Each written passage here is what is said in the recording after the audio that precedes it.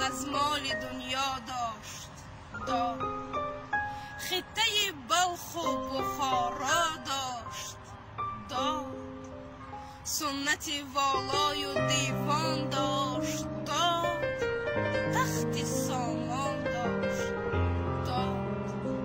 دشمن دانشگدایش دانشی سینا گرفت، دشمنی بی سنتش دیوان مولانا گرفت، دشمنی صنعت فروشش صنعتی بهزاد بود، دشمنی بی خانهش در خانه او جا گرفت، داد او از دست گرز رستم و سهراب را، بربرانی ناتوانی را توانا کرد او، نام خود را همچو گوری رودکی از یاد برد، خاطران خویش را مشهور دنیا کرد او.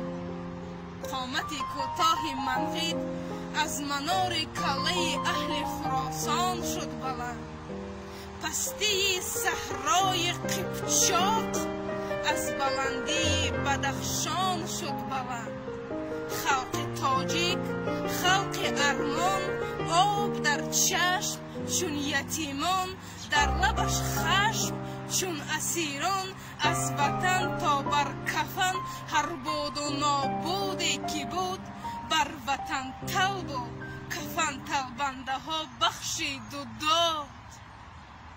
دشمنی درویش خود را شاه و دارا کرد و خود درویش شد، در میان تنگ چشمانی که در چشمانشان سالهای تنگی را میدید او، گه در آتش گاه در آب، ته به ته با سوختنهای منار سغدیانش سوخت، با خرابی های در و دیوار افراسیاب شد خراب.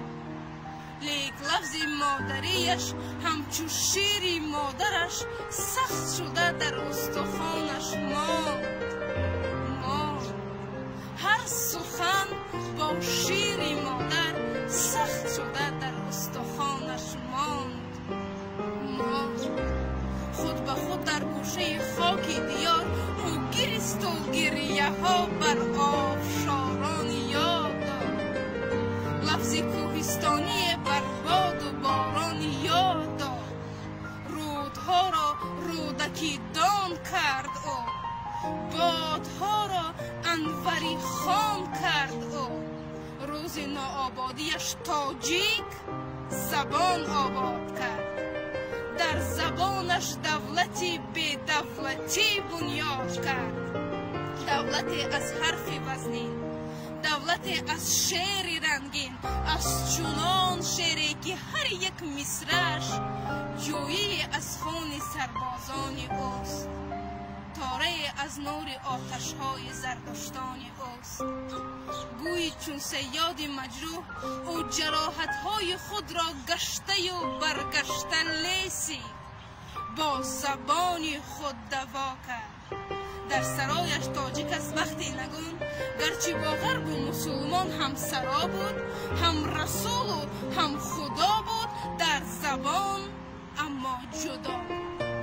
از سری 100 منبر افتادند ناظرهای او، تا نافتد بر زمین خویشتن، در سری 100 دار جان دادند شاعرهای او، تا نافتد بر زمین قدر سخن. در حد و سرحد شناسی جهان سرحد تاجیک زبان تاجیک است، تا زبان دارد وطن